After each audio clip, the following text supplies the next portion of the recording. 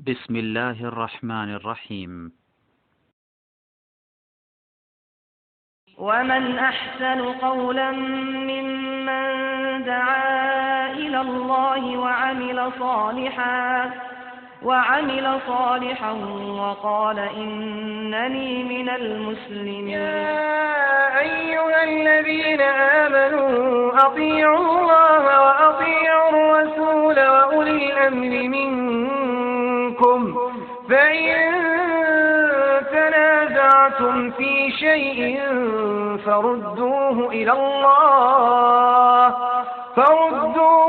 الله والرسول إن كنتم تؤمنون بالله واليوم الآخر ذلك خير وأحسن تأويلا.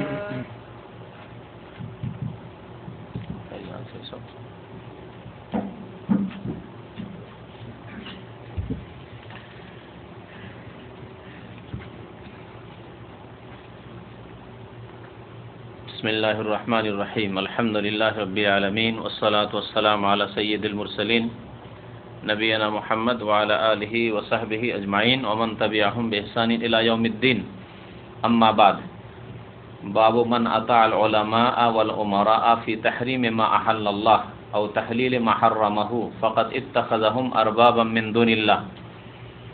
وقال ابن عباس رضي الله عنهما يوشك أن تنزل عليكم حجارة من السماء أقول قال رسول الله صلى الله عليه وسلم وتقولون قال أبو بكر وعمر. وقال أحمد بن حنبل عجبت لقوم عرفوا الإسناد وصحته ويذهبون إلى رأي سفيان والله تعالى يقول فليحذر الذين يخالفون عن أمره أن تصيبهم فتنة أو يصيبهم عذاب أليم. أتدري ما الفتنة؟ الفتنة الشرك لعله إذا رد بعد قوله أن يقع في قلبه شيء من الزيغ فيهلك. وعن عدي بن حاتم أنه سمع النبي صلى الله عليه وسلم يقرأ هذه الآية اتخذوا أحبارهم ورهبانهم أربابا من دون الله والمسيح ابن مريم وما أمروا إلا ليعبدوا إلها واحدا لا إله إلا هو سبحانه عما يشركون. فقلت له إنا لسنا نعبدهم قال أليس يحرمون ما أحل الله فتحرمونه أليس يحرمون ما أحل الله فتحرمونه ويحلون ما حرم الله فتحلونه فقلت بلى قال فتلك عبادتهم رواه أحمد والترمذي وحسنه. মহান আল্লাহর সমস্ত প্রশংসা, দরুদ সালাম নাজিল হোক প্রিয় নবী মুহাম্মদুর রাসূলুল্লাহ সাল্লাল্লাহু আলাইহি সাল্লামের উপর। আল্লাহুম্মা সাল্লি আলাইহি আল্লাহুম্মা বারিক আলাইহি। আজকের বিষয়বস্তু হচ্ছে আলেম ওলামা, আমির ওমারা, নেতৃস্থানীয় ব্যক্তি এসবের আনুগত্য করা সম্পর্কে, আলেমদের আনুগত্য, আমির ওমারা, মালিকদের, নেতাদের আনুগত্য সম্পর্কে। এই আনুগত্য কেমন?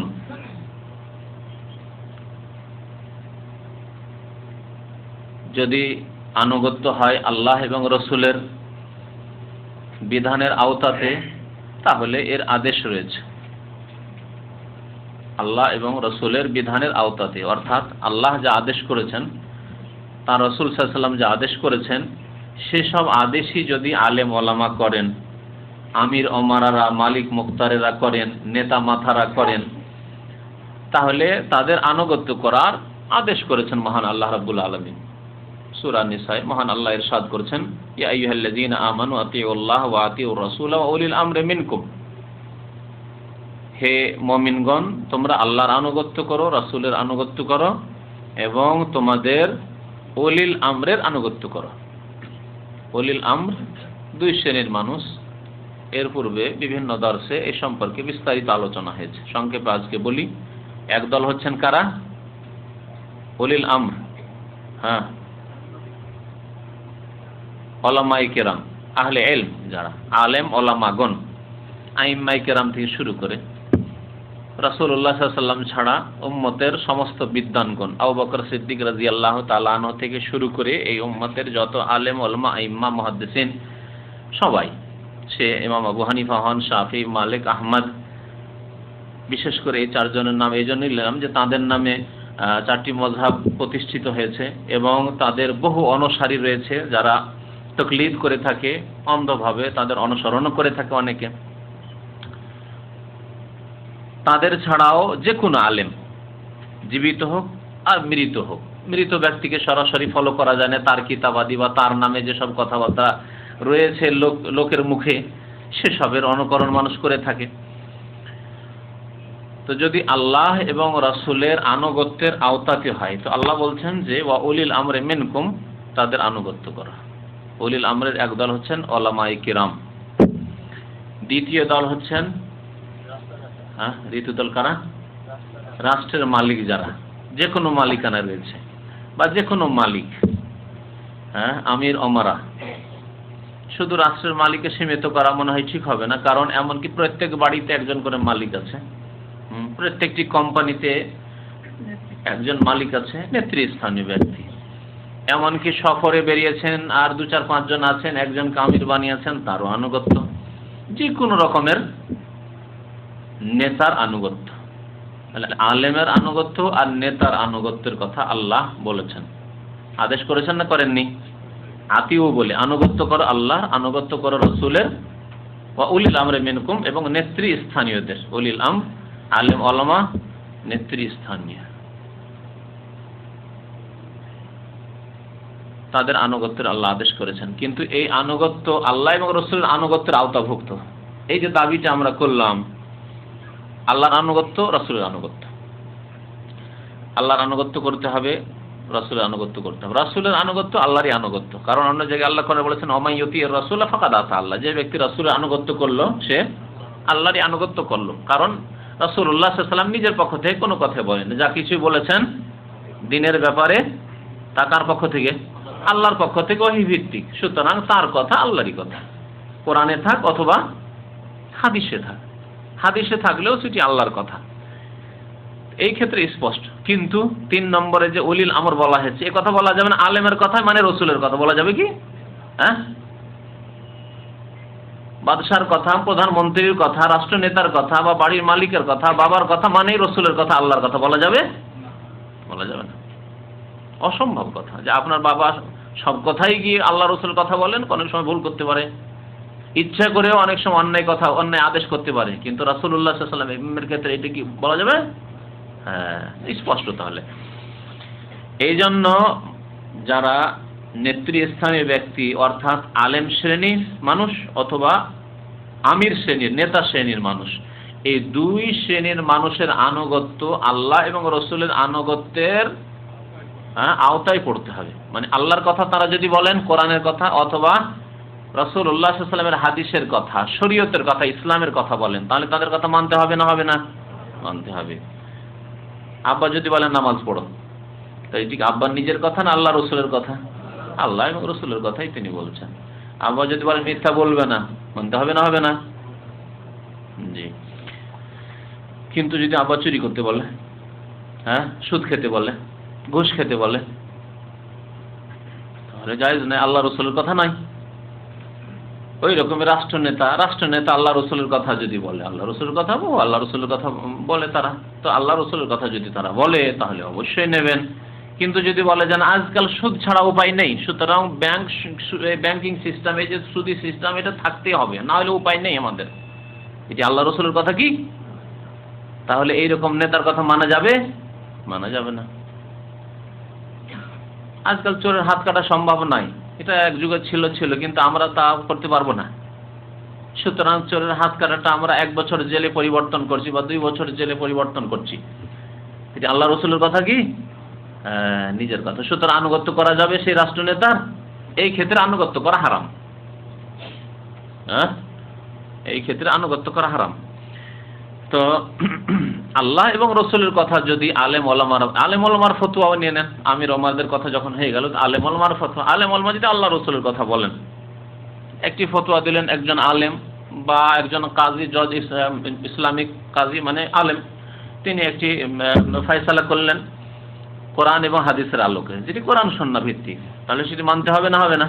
মানতে হবে। কিন্তু যদি খেয়াল খুশি ফয়সালা করেন বা খেয়াল খুশি ফতোয়া দেন, মানা যাবে? যাবে না, মানা যাবে না। কারণ কোরআনেও নেই আর হাদিসেও নেই, আল্লাহ বলেননি, তার রাসূল সাল্লাল্লাহু আলাইহি ওয়াসাল্লাম বলেননি। নতুন কথা, শরীয়তে নতুন কথা আলেম যদি বলে নতুন কথা, তাহলে ওর নাম কি? বিদআত। আর বিদআত কি মানা যাবে?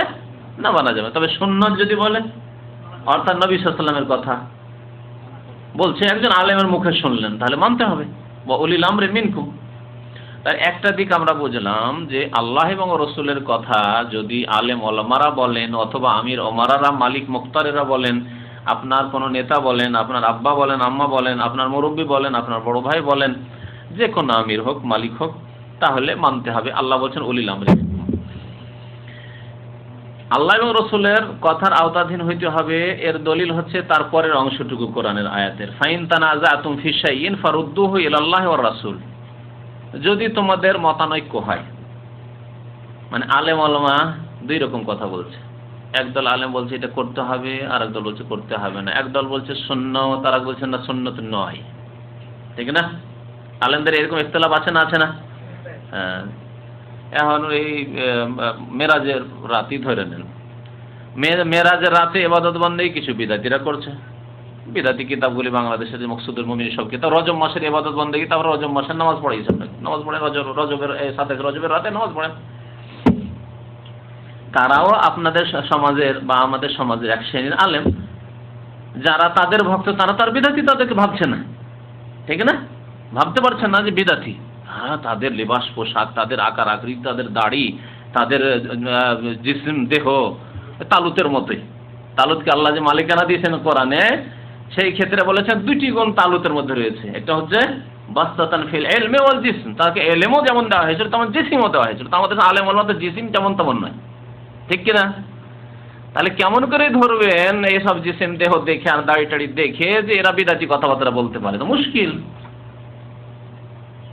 আর এক দল আলেম বলছেন না, এসব কিচ্ছু নেই, সব মেরাজের রাত্রে ইবাদত বন্দেগী নাই, সব রাত নাই, মিলাদুন নবী নাই। এসব শুনছেন সৌদি আরব আসার পর শুনে চমকে উঠলেন, বাপরে এগুলি নেই শুনছি এখানে, আবার দেশে তো শুনেছি এগুলি সব সুন্নাত, নেকির কাজ, খুব নাজাত মুক্তির কাজ, জান্নাত পাওয়ার কাজ, ঠিক কিনা? দুই রকম কথা কানে পৌঁছিল। আল্লাহ এর সমাধান বলেছেন। আল্লাহ বলেননি যে তুমি বাংলাদেশি কথাই নাও, বাংলাদেশি হুজুরের কথা নাও তুমি, হ্যাঁ, বা সৌদি আরব চলে এসছে এখন মক্কা মদিনার কথাই নিয়ে নাও, এই কথাও আল্লাহ বলেননি। কি বলেছেন? ফারুদ্দুহু ইলা মাক্কা ওয়াল মদিনা, না ইলা বাংলাদেশ, হ্যাঁ, কিছু বলেননি। কি বলেছেন? ফারুদ্দু ইলাল্লাহি ওয়ার রাসূল ফাইন তানাযাতুম ফি শাইইন। যদি ঝগড়া শুরু হয়, একদল বলছে এই করতে হবে, একদল বলছে করতে হবে না, একদল বলছে সুন্নাত, আর একদল বলছে বিদআত, তাহলে পক্ষপাতিত্ব করিও না, গোনামি করিও না। আমার হুজুর বলেছেন, কিবলা বলেছেন, আমরা হচ্ছে চরমনাই তরিকার, এই তরিকার লোকেরা আওলামারা এই কথাই বলেন, আমরা দেওবন্দি তরিকার মানুষ দেওবন্দি তরিকা এই কথাই বলেছে, আমরা রিজভী তরিকার এই কথাই বলেছে, আমরা অমুক তরিকার, এইসব নেই ইসলামে। ইসলামের তরিকায় মুহাম্মাদিয়া আছে, ওখান থেকে ফয়সালা নিতে হবে। ইসলামের তরিকা আছে একটি তরিকায় মুহাম্মাদিয়া, বাস মুহাম্মদুর রাসূলুল্লাহ সাল্লাল্লাহু আলাইহি ওয়াসাল্লাম, বাস তার তরিকা, আর কোনো তরিকা নেই। সুতরাং ফারুদ্দুহু ইলাল্লাহি ওয়া রাসূল, আল্লাহর কাছে ফিরিয়ে দাও ওই কেস, সেখান থেকে ফয়সালা নাও। ওয়ার রাসূল, আর রাসূলের কাছে ফিরিয়ে দাও, অর্থাৎ কোরআনে খোঁজাখুঁজি শুরু করো। কোরআনে আছে মিলাদ, আছে কোরআনে শবে বরাত আছে, শবে মেরাজের রাত্রি যাপন আর নফল পড়া আছে, ওখান থেকে খুঁজো। কোরআনে যদি নেই, ওয়ার রাসূল, রাসূলের হাদিসে খুঁজো সাল্লাল্লাহু আলাইহি ওয়াসাল্লাম। রাসূলুল্লাহ সাল্লাল্লাহু আলাইহি ওয়াসাল্লাম হাদিসেও পাওয়া গেল। সাহাবায়ে কেরামরা জানতেন না এই শবে মেরাজের নামাজ, শবে বরাতের নামাজ, এই সব জানতেন না। হ্যাঁ, জন্মবার্ষিকী পালন করা, মিলাদ পাঠ করা, মিলাদ পাঠ করে আমাদের, দুরূদ পাঠ করেন আমাদের সামনে, মিলাদ পাঠ করে। মিলাদ মানে জন্মবার্ষিকী। হ্যাঁ, জন্মবার্ষিকী যে কেমন করে পাঠ করে তা বুঝে না তারা। হ্যাঁ, জন্মবার্ষিকী আবার পাঠ করা যায়? হ্যাঁ, পাঠ করার জিনিস পাঠ করা যায়। হ্যাঁ, কেউ যদি ভাত পাঠ করে, ভাত পাঠ করা যাবে? ভাত পাঠ করার বস্তু নয়, তবে বই পাঠ করার বস্তু, কিতাব পাঠ করার বস্তু, হ্যাঁ, কোরআন পাঠ করার বস্তু, হাদিস পাঠ করার বস্তু, এগুলো বস্তু, পাঠ করার জিনিস। আর রুটি ছাতু পাঠ করার জিনিস নয়, ঠিক কিনা? খাওয়ার জিনিস। পানি জুস পাঠ করার জিনিস না পান করার জিনিস? পান করার জিনিস, ওই রকমই জন্মবার্ষিকী পালন করার জিনিস, পাঠ করার জিনিস নয়। এই মূর্খ সমাজকে এইটুকু আমরা বুঝাইতে পারলাম না। বুঝিয়ে আলহামদুলিল্লাহ অনেকে বুঝেছেন, কিন্তু মূর্খ সমাজে বহু মূর্খ এখনো রয়েছে। গত সপ্তাহে এতে 91-এর দর্শক বলছে মিলাদ পাঠ করব। মিলাদ কেমন করে পাঠ করবো? মিলাদ মানে জন্মবার্ষিকী, তাও তো জানার নাই। কেন বিদাতি মোল্লা রাশি খায়নি তো। মিলাদ মানে দুরুদ। মিলাদ যে ওয়ালাদা থেকে, আর ওয়ালাদা মানে কারো জন্ম হওয়া, তো মিলাদ মানে জন্মবার্ষিকী বা জন্মের সময়কাল। এই কথা তো শিখায়নি বিদাতিরা, কারণ শিখাইলে তাহলে তো চোখ খুলে যাবে, আর জনতার চোখ খুলে গেলে তো আর ওই সব তরিকা থাকবে না, বিদাতির তরিকা থাকবে। তাই মিলাদের ব্যবসা থাকবে, আই ইনকাম সব বন্ধ হয়ে যাবে, চোখ খোলাই নেয়।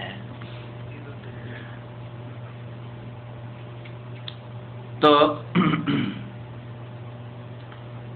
আল্লাহ এবং রাসূলের আনুগত্য করতে হবে। আল্লাহর আনুগত্য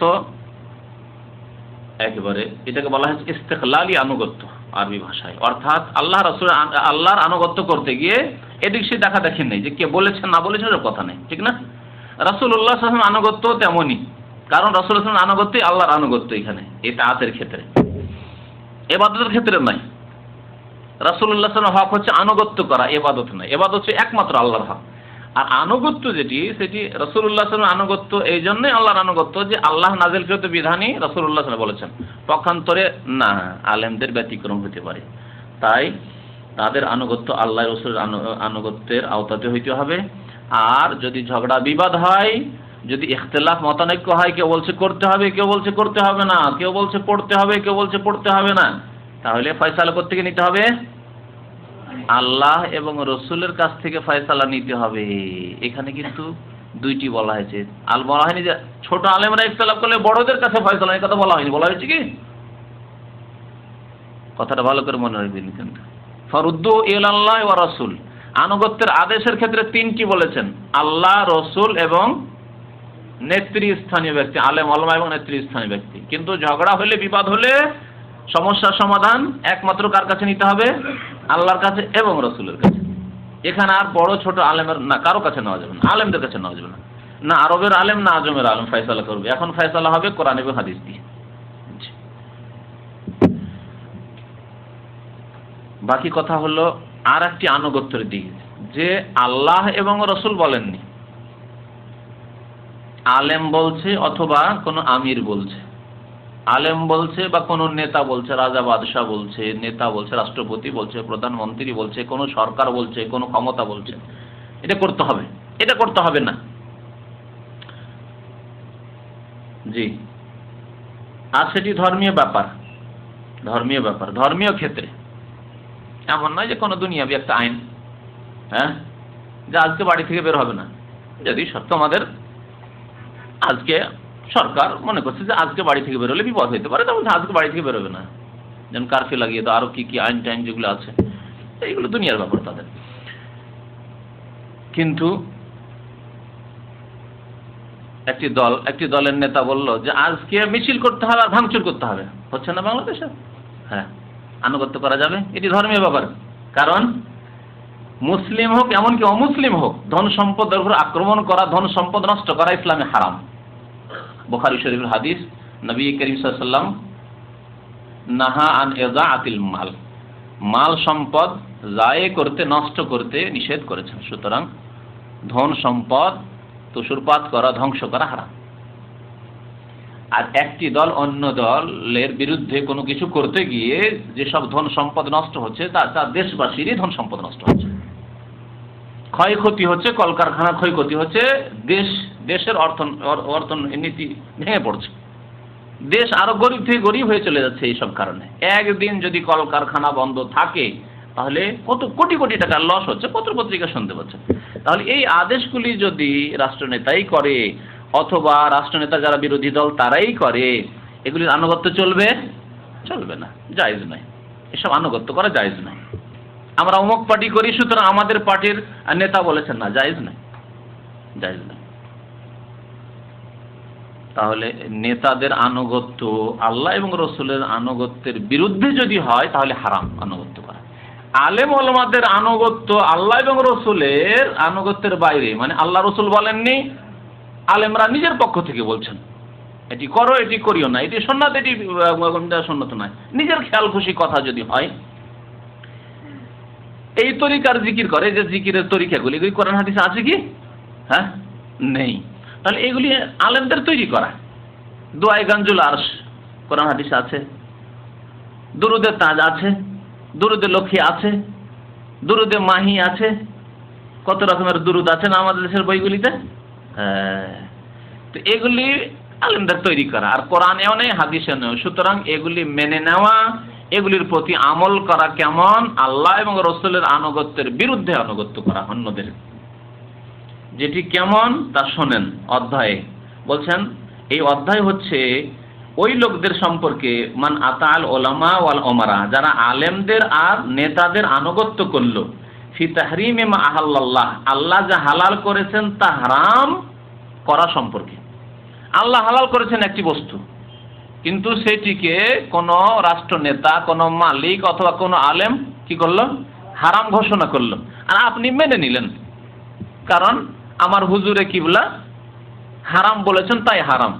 কিন্তু আপনি জানেন তার সাথে যে কোরআন এবং হাদিসে সেটা হালাল আছে, জায়েজ আছে, তারপরে আপনি কি করলেন? হারাম মনে করে নিলেন। এই একটি বিষয়। এর বিপরীত, আও তাহলিলে মাহাররামাহু, আল্লাহ এবং রসুল যা কি করেছেন? হারাম করেছেন, হারাম আছে, কিন্তু কোন নেতা অথবা কোন আলেম কি করলো? সেটিকে হালাল বলে ঘোষণা করলো। আর আপনার এলম আছে, আপনার জ্ঞান আছে, আপনি এমন অজ্ঞ নন যে না জেনে ভুল কাজটি করছেন। না জেনে তো ভুল হইতে পারে।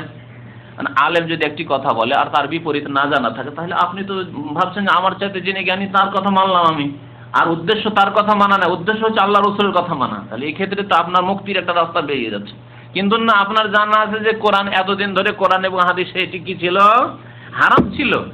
আর এখন অমুক নেতা এসে, হ্যাঁ, বা অমুক আলেম এসে আমাদেরকে বললেন যে না, তোমাদের জন্য হারাম। এত বড় আলেম যখন বলছেন আর এত বড় নেতা যখন বলছেন, তখন তার কথা মানতে হবে, মেনে নিলাম। এর হুকুম কি বলেন? বুঝতে পেরেছেন বিষয়টি? এর হুকুম জায়েজ না না জায়েজ? না জায়েজ।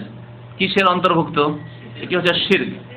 তাই বলছেন ফাকাদ ইত্তাখাযাহুম আরবাবা মিন দুনিল্লাহ, আল্লাহকে বাদ দিয়ে তাদেরকে রব প্রভু বানিয়ে ফেললো। আল্লাহর হারাম করা বস্তুকে যদি হালাল করে দেয়, বা আল্লাহর কি হালালকে যদি হারাম করে, হালালকে হারাম করে অথবা হারামকে হালাল করে, তাহলে কি করলো? যদি কেউ করে তাহলে তারা তো শরীয়ত প্রণয়ন করলো, তাহলে তৈরি করলো।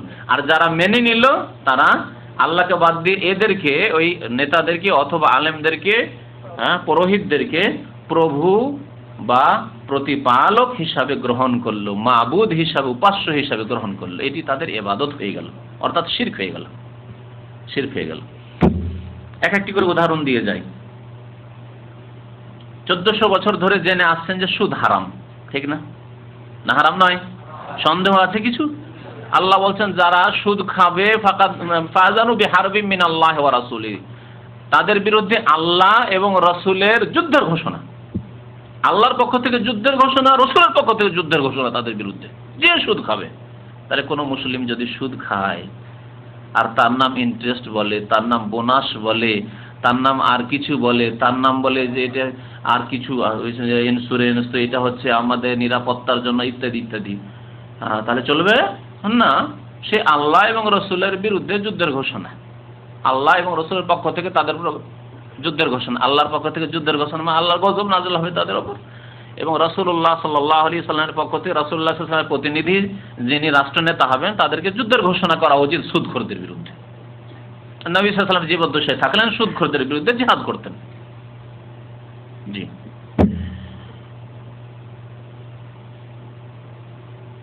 মদ, মদ হারাম না হালাল? জানা আছে, মুসলমানদের জানা আছে মদ হারাম। কিন্তু আজকাল মদ, কাফের দেশের অনুকরণে অনেক মুসলিম ফাসেকরা মদ খেয়ে যাচ্ছে পানির মতো করে। যদি বলে যে না, আজকাল আর মদকে হারাম করা যাবে না, হারাম বলা যাবে না, তাহলে যদি দেশের লোক মেনে নেয় যে আমাদের যখন রাষ্ট্রীয় আইন যে মদ মদ হারাম নয়, বৈধ, আর মদ যদি কেউ খায় তো বাধাও দেওয়া যাবে না, তা মানতে হবে, দেশের আইন মানতে হবে। তাহলে কি করলো? শিরক করলো। সেই নেতাদের সরকারের আইনকে মেনে সে মুশরিক হয়ে গেল। আর একটা বাস্তব, এগুলি হয়তো একটু অবাস্তব লাগছে কিন্তু আছে, কেউ যদি মদ খায় বাধা দিতে পারবেন? ইসলামিক দেশ সৌদি আরবটা বাদ দিয়ে অন্য দেশের কথা বলেন, বাধা দিতে পারবেন না। জেনার কথা বলেন, জেনা সম্পর্কে আজকাল অমুসলিম বিশ্বের আইন মুসলিম বিশ্বে বিরাজ করছে, এই সৌদি আরব ছাড়া। কি? জেনা দুই প্রকার, এক হচ্ছে দুইজনের সম্মতিতে মিয়া বিবি রাজি, হ্যাঁ, দুইজনে ফ্রেন্ডশিপ হয়েছে, বন্ধুত্বের ছেলে যুবক যুবতীতে বন্ধুত্ব হয়েছে আর জেনা করছে, আমরা রাজি। আর সাবালিকা, তাহলে সারা বিশ্বের আইন কি? তাদের বিরুদ্ধে কেউ যদি কোনো কথা বলে সে আসামির কাঠগড়ায় হাজির হবে, সে হচ্ছে অপরাধী। কেন বললে? তাদের বাধা দিলে, যৌন স্বাধীনতায় কেন বাধা দিলে? মুসলিম বিশ্বে আইন বিরাজ করছে। তাহলে এর নাম জেনা নয়। কোরআন এবং হাদিসের নাম জেনা কিনা? না রাজি হলে জায়েজ হয়ে যাবে? এদের কাছে, এই মানবরচিত বিধানের পূজারীদের কাছে, এই মুশরিকদের কাছে জেনা কোনটি? যেটার নাম ধর্ষণ, মানে জবরদস্তি কাউকে রাস্তায় থেকে টেনে উঠিয়ে নিল বা রাস্তায় জেনা করে নিল, আর জবরদস্তি করে, অথচ সেই যুবতী রাজি নয়, তাহলে সে অপরাধ করলো। এটি অপরাধ হলো। বুঝতে পেরেছেন? কোরআন এবং হাদিসে দুটি জেনা, দুটি হচ্ছে জেনা। তাহলে এসব যে আইন রয়েছে, যেসব দেশে, যদি দেশবাসীরা মনে করে যে আইনের শ্রদ্ধাশীল হইতে হবে, দেশের সংবিধানের শ্রদ্ধাশীল হইতে হবে, যে কথাগুলি আজকাল বলা হচ্ছে, সুতরাং আইনে আছে যে যদি সম্মতির সাথে জেনা হয় তো একে জেনা বলা যাবে না। যেমন বেশ্যাবৃত্তিকে আজকাল বেশ্যাবৃত্তি বলা জায়েজ নয়। কি? হ্যাঁ, ওদেরকে ওই বেশ্যা মহিলাদেরকে বলতে হবে যৌনকর্মী। পত্রিকায় এসেছে, পত্রিকায়, বাংলা পত্রিকা দ্বারা বলছি, যদি কেউ বেশ্যা বলে তাহলে তাকে আসামের কাঠগড়ায় হাজির হয়ে জেলখানায় যেতে হবে। যে কেন বেশ্যা বললে? মানহানি করলে না তুমি ওই মহিলার? সে যৌন ব্যবসা করছে, হ্যাঁ, যৌনকর্মী, সে কর্ম করছে। আপনি লেবার, আপনি শ্রমিক, সে এক রকমের শ্রম করছে। বুঝতে পারছেন? এগুলি হলো কুফরি আইন। জি। তো যদি কেউ মেনে নেয় যে সংবিধানের শ্রদ্ধাশীল হয়ে মেনে নিতে হবে, যৌনকর্মী বলবো আমরা, বেশ্যা বলবো না, একে জেনা বলা যাবে না, তাহলে ফাকাদ ইত্তাখাযাহুম আরবাবা মিন দুনিল্লাহ, আল্লাহকে বাদ দিয়ে সেই সরকারকে, সেই নেতাকে, অথবা এইরকম কোন আলেমও যদি এরকম কোনো কিছু করে তাহলে তাদেরকে রব বানিয়ে ফেললো, মুশরিক হয়ে গেল। আলেম ওলামাদের ক্ষেত্রে তো আরো বহু উদাহরণ আছে, কারণ আমাদের দেশে তরিকতের শেষ নেই। যে যে তরিকার মুরিদ, ওই পীরের তরিকা ছাড়া অন্যদিকে দেখতেও পারবেন, অন্য কিতাব পড়তেও পারবেন, নিষিদ্ধ। হ্যাঁ, কোরআনও পড়বে না, কোরআনের তাফসীরও পড়বে না, হাদিসও পড়বে না, পড়বে কি? তার তরিকার কিতাব, তার তরিকার কিতাব পড়বে এবং তার তরিকাতে যা আছে তাই মানবে। অথচ তার জন্য হয়তো স্পষ্ট করে দেওয়া হলো, অনেক সময় হয়তো একজন জ্ঞানী ব্যক্তি, কোরআন সুন্নাহর জ্ঞানী, তার কাছে সত্যের ডাক পৌঁছে দিল, সত্যের আওয়াজ পৌঁছে দিল, অর্থাৎ তাওহীদের কথা পৌঁছে গেল, কবর মাজার পূজা শিরক এই কথা পৌঁছে গেল, কবরে সিজদা করা শিরক, কবরে গিয়ে খাসি মোরগ জবাই করা শিরক, আল্লাহ ছাড়া অন্যের জন্য মান্যত করা শিরক, এসব কথা পৌঁছে গেল। তাহলে সে জেনে নিল, ঠিক কিনা, যে কোরআন এবং হাদিসে আল্লাহ ছাড়া অন্যের যে ইবাদত বন্দেগী, এগুলি আল্লাহ ছাড়া অন্যের কাছে দোয়া করা শিরক, এসব জেনে নিল। তারপরেও তার পীরের তরিকাতে আছে যে ওরুসের মেলাতে যেতে হবে, ওখানে গেলে খাসি মোরগ নিয়ে যেতে হবে, ওখানে গিয়ে খাসি মোরগ জবাই করতে হবে, পীরের মাজারকে সেজদা করা, এটি হচ্ছে তাজিমি সেজদা, সম্মানের সেজদা, এগুলি শিখিয়ে রেখেছে, এগুলি শিখিয়ে রেখেছে। তাহলে কোরআন এবং হাদিসের আলোকে সে জানলো যে এগুলি শিরক, তারপরেও যদি আনুগত্য করে আপন তরিকার আলেমদের, পুরোহিতদের, তাহলে তাদেরকে রব বানিয়ে ফেললো, যা আগের জাতিগুলি ইহুদি নাসারারা করেছে। ইবনে আব্বাস রাদিয়াল্লাহু তাআলা আনহু, সাহাবী আব্দুল্লাহ বিন আব্বাস রাদিয়াল্লাহু আনহুমা, তায়েফে তার ইন্তেকাল, কবর রয়েছে তায়েফে। তিনি বলছেন, ইউশিকু আন তানজিলা আলাইকুম হিজারাতুম মিনাস সামাহ, আমাকে আশঙ্কা লাগছে যে তোমাদের উপর আকাশ থেকে পাথর বর্ষণ হবে। আমাকে আশঙ্কা লাগছে যে তোমাদের উপর আকাশ থেকে পাথর বর্ষণ হবে। কেন? আকুলু কালা রাসূলুল্লাহ সাল্লাল্লাহু আলাইহি ওয়াসাল্লাম, আমি বলছি যে আল্লাহ রসুল বলেছেন, ওয়া তাকুলুন, আর তোমরা বলছো যে আবু বকর ওমর বলেছেন। দেখছেন, আল্লাহ রসুলের কথার সামনে যদি আবু বকরের কথা পেশ করা হয়, অথচ আবু বকর কে? যেমন তেমন ব্যক্তিত্ব, এই উম্মতের 1 নম্বর ব্যক্তি, শ্রেষ্ঠ ব্যক্তি, সমস্ত আম্বিয়াদের পরে যার শ্রেষ্ঠত্ব এই উম্মত মেনে নিয়েছে, সমস্ত আম্বিয়াদের পরে নবী করিম সাল্লাল্লাহু আলাইহি ওয়াসাল্লামের মান সম্মান মর্যাদার পরে সমস্ত আম্বিয়াদের মান মর্যাদা, তারপরে আবু বকর সিদ্দিক রাদিয়াল্লাহু তাআলা, তারপরে ওমর, তারপরে উসমান, তারপরে আলী। তাদের সম্পর্কে বলছেন যে আল্লাহ রসুলের কথা বলছি, আর তোমরা যদি বলো আবু বকর এরকম বলেছেন, ওমর এরকম বলেছেন, তাহলে আমাকে ভয় লাগছে যে তোমাদের উপর আকাশ থেকে পাথর বর্ষণ না হয়ে যায়, তোমাদেরকে ধ্বংস না করে দেওয়া হয়।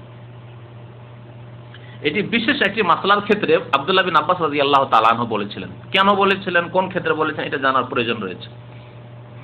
কারণ এর মানে এই ভাববেন না যে জেনে শুনে স্পষ্টভাবে ঘোর বিরোধিতা করেছেন আবু বকর ওমর। কোনো ক্ষেত্রে করেছেন কি? আবু বকর ওমর রাদিয়াল্লাহু তাআলা আনহুমা সাহাবীরা আল্লাহ রসুলের নিয়ে আসা শরীয়তের বিরোধিতা করেছেন যে কথা আব্দুল্লাহ বিন আব্বাস বলেছেন? না, ওই রকম বিরোধিতা নয়। তবে তাদের একটি মত ছিল যেটাকে তারা উত্তম মনে করতেন, সেটা হচ্ছে হজের ব্যাপারে। হজ কত প্রকার? হ্যাঁ, 3 প্রকার। কি কি? ইফরাদ, তামাত্তু, কিরান। নবী করিম সাল্লাল্লাহু আলাইহি ওয়াসাল্লাম 3 রকম হজেরই শিক্ষা দিয়েছেন, তাই না? তামাত্তুরও শিক্ষা দিয়েছেন, ইফরাদ ও কিরানও শিক্ষা দিয়েছেন। তিনি নিজে কিরান করেছেন, কারণ কুরবানি তার সাথে ছিল, তাই তামাত্তু করা অসম্ভব ছিল তার জন্য, আর বা তার জন্য কিরান করাই উত্তম ছিল। আর সাহাবারা যারা হজে পশু নিয়ে যাননি সাথে করে, তাদের সবাইকে তামাত্তু করিয়েছেন, আর ইফরাদেরও অনুমতি দিয়েছেন। তাহলে 3 রকমেরই হজ ছিল। কিন্তু উমর রাদিয়াল্লাহু তাআলা আনহুর যুগে, উসমান রাদিয়াল্লাহু তাআলার যুগে তারা তামাত্তু করতে নিষেধ করতেন। এই জন্য নয় যে ইসলামে হারাম বা নবীর বিরোধিতা করা উদ্দেশ্য তাদের উদ্দেশ্য ছিল যে এক সফর এসে অল্প মেহনতে 2টি ইবাদত করে যাওয়ার চাইতে আলাদা আলাদা সফর এসে 2টি ইবাদত 2 সফরে একটু মেহনত করে করলে বেশি নাকি, বেশি ভালো। হজের মৌসুমে এসে শুধু হজ করে যান, আর অন্য সময় এসে উমরা করে যান। তারা ইফরাদ করতে বলতেন। আর একটি তাদের যুক্তি ছিল যে তামাত্তুতে হয় কি মধ্যখানে হালাল হয়, তাই না? তামাত্তুতে হয় না, কিরানে মধ্যখানে হালাল হতে পারে, যদিও হজ উমরা একসাথে হয়, কিন্তু মধ্যখানে হালাল হওয়াই নাই। মিকাত থেকে ইহরাম বাঁধলেন, একবারে সবকিছু শেষ করার পরেই হজের শেষেই হালাল হবেন আপনি 10 তারিখে। কিন্তু তামাত্তুতে গেলেন আপনি 5 তারিখে 6 তারিখে গেলেন, বা যখনই আসলেন বাইরের হাজির আরো আগে চলে আসেন, আসার পরে ওমরা করে হালাল হয়ে গেলেন। মাশাআল্লাহ, হালাল হয়ে এখন সবকিছু হালাল আপনার জন্য। ইহরামের অবস্থায় যত নিষিদ্ধ কাজ ছিল সবকিছু হালাল, এমনকি স্ত্রীর সাথে থাকলে স্ত্রী সহবাস হালাল। তো এই খোলাফাগণ তারা এই যুক্তিটা পেশ করতেন যে মক্কাতুল মুকাররমা ইবাদত বন্দেগীর জন্য এসেছে, আর আসার পরে যদি তারা তামাত্তু হজ করে, তাহলে যেমনই ওই ইহরাম থেকে ফারেগ, ওমরা থেকে ফারেগ হলো, ফারেগ হওয়ার পরে এখন 8 তারিখ আসেনি, তারবিয়ার দিন মানে মেনা যাওয়ার দিন আসেনি, তাহলে মধ্যখানে এরা সম্ভব করতে থাকবে, তাহলে ইবাদত বন্দেগীটা হয়তো অত আগ্রহী হবে না, ইবাদত বন্দেগীর মধ্যে থাক, এই সম্ভবে না যাক। এটি ছিল তাদের যুক্তি যে এরকম করলে ভালো বেশি, কিন্তু হালাল হারাম করা উদ্দেশ্য ছিল না। আব্দুল্লাহ বিন আব্বাস রাদিয়াল্লাহু তাআলা আনহু, তিনি একজন পণ্ডিত এবং মুফাসসির কোরআন, তার বক্তব্য ছিল তাদের উল্টো। তিনি বলতেন না, রাসূলুল্লাহ সাল্লাল্লাহু আলাইহি ওয়াসাল্লাম করেছেন, আল্লাহ 3 রকম হজ জায়েজ করেছেন, তো আপনারা কেন এটা করবেন, নিষেধ আদেশ এসব কেন করবেন? মানুষকে স্বাধীন ছেড়ে দেন, যার যেটা সুবিধা করতে দেন। বুঝতে পারছেন কিনা? কিন্তু খলিফাতুল মুসলিমিন তারা, তাদের কাছে ক্ষমতা, তারা বলতেন যে না, তোমরা এইভাবেই করো, তামাত্তুটা করিও না, ইফরাদ করো, হজ ইফরাদ করো। 2 বার আসবে, তাহলে মক্কা বারবার আসা হবে, একবার হজ করে গেলে আবার উমরায় আসবে। হ্যাঁ, আর আরেকটা হবে যে ইবাদত বন্দেগীতে সবসময় থাকে। একজন মানুষ ইহরামের অবস্থায় থাকলে তার অবস্থা কত সুন্দর, ইবাদত বন্দেগী থাকবে। পক্ষান্তরে একজন মানুষ উমরা করে তারপরে যদি মেতে থাকে দুনিয়ার সম্ভোগে, তাহলে তার অবস্থা একটু অন্যরকম থাকবে। এই ছিল তাদের যুক্তি মাত্র। আব্দুল্লাহ বিন আব্বাস রাদিয়াল্লাহু তাআলা কিন্তু তাদের বিরুদ্ধে খুব শক্ত ফতোয়া দিতেন যে না, তাই তিনি সতর্ক করার জন্য অন্যান্য সাহাবায়ে কেরামদেরকে বলছেন যে আমাকে খুব আশঙ্কা, ভয় লাগছে যে তোমরা আল্লাহ রসুল জায়েজ করেছেন 3 রকম হজ, আর তোমরা যদি বলো আবু বকর বলছেন এইরকম, উমর বলছেন এইরকম, উসমান বলছেন এইরকম, তো তোমাদের উপর আকাশ থেকে পাথর বর্ষণ হইতে পারে, হালাক করে দিবে আল্লাহ রাব্বুল আলামিন। কোথা থেকে আবু বকর উমরকে পেশ করতে তোমরা শিখলে আল্লাহ রসুলের সামনে? এই ছিল তার যুক্তি। লেখকের উদ্দেশ্য এই না যে আবু বকর ওমর রাদিয়াল্লাহু তাআলার কথা নিতে হবে না, কারণ নবী করিম সাল্লাল্লাহু আলাইহি ওয়াসাল্লাম খোলাফায়ে রাশিদিনের আদর্শের অনুসরণ করতে বলেছেন।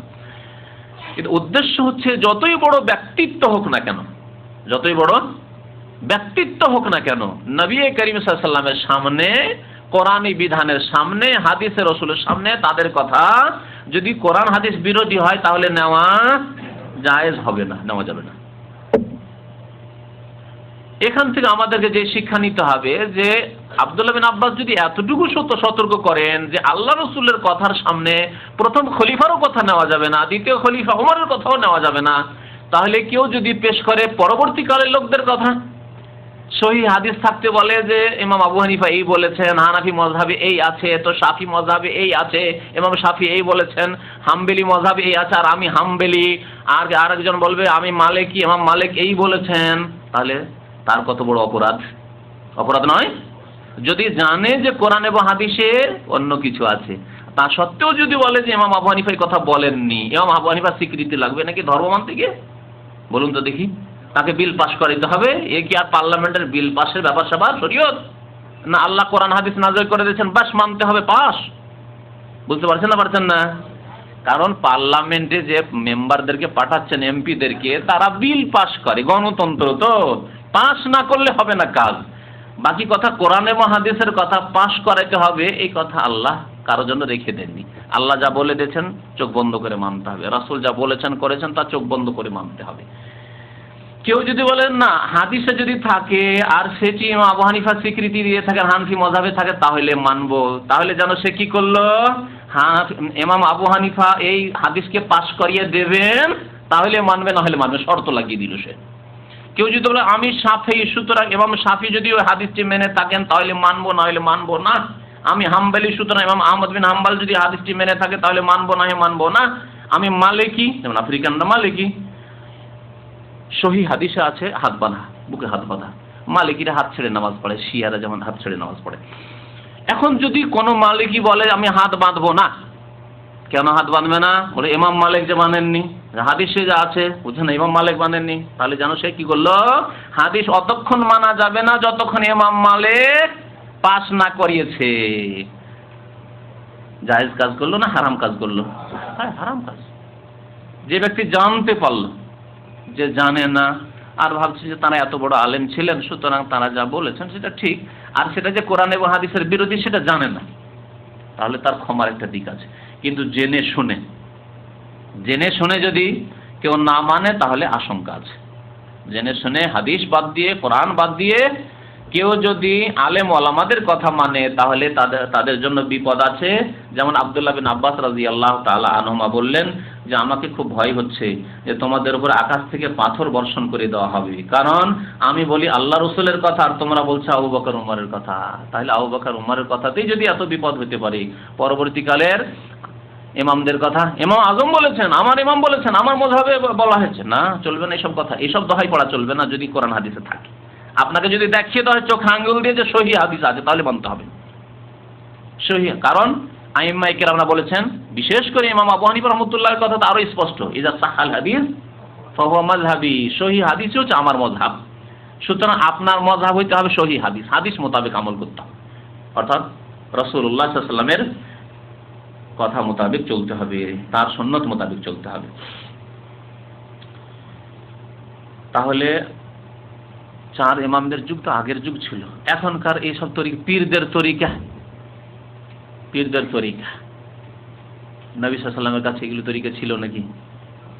তরিকা নকশবন্দি তরিকা, চিশতি তরিকা, সাহারওয়ার্দী তরিকা, আর কি তরিকা, কাদেরি তরিকা, এই 4টি তরিকা সবচেয়ে প্রসিদ্ধ। মুজাদ্দিদি তরিকা, আবার এই তরিকাগুলি থেকে আরো শাখা প্রশাখা তরিকা হয়েছে। সুতরাং চরমনাই তরিকা, শর্ষিনা তরিকা, আট্রসি তরিকা, মাঝভান্ডারি তরিকা, ফুরফুরা তরিকা, জনপুরি তরিকা, আর আপনার মিশর টিশর আছে সাজেলি তরিকা, রেফাই তরিকা, এইসব তরিকা। হ্যাঁ, মেলা তরিকা আছে। তরিকা মানে শাখা বেরিয়েছে। হ্যাঁ, একটি কাণ্ড থেকে চারটি গাছ, তাদের 4টি গাছ। হ্যাঁ, এই 4টি হচ্ছে প্রথম তরিকা, নকশবন্দি, চিশতি, সাহারওয়ার্দী আর কাদেরি। এই 4টি তরিকা থেকে বহু শাখা প্রশাখার তরিকা বেরিয়েছে। তার মধ্যে হচ্ছে চরমনাই, সরসিনা, পুরপুরা, জনপুরি, অমুক তমক, এগুলি সব। তো এই যে তরিকা, নবী সাল্লাল্লাহু আলাইহি ওয়াসাল্লামের যুগে একটিও তরিকা ছিল? হ্যাঁ, ও আন্না হাযা সিরাতি মুস্তাকিমা, গত সপ্তাহে, গত শুক্রবারে শুনিয়েছিলাম, আমার রাস্তা হচ্ছে একটি রাস্তা, সিরাত, আর মুস্তাকিম সেটি সোজা। তাহলে ওদের তরিকা এইসব শাখা প্রশাখা নাই, ইসলাম এসব নেই, একটি রাস্তা, ওই এক রাস্তার উপর দিয়ে চলতে হবে। এখন এই তরিকাগুলি যদি কেউ অন্ধভাবে মানে আর এই তরিকার উপর চলে, অথচ কোরআন এবং হাদিসে নেই, তাহলে তাদের জন্য বিপদ রয়েছে।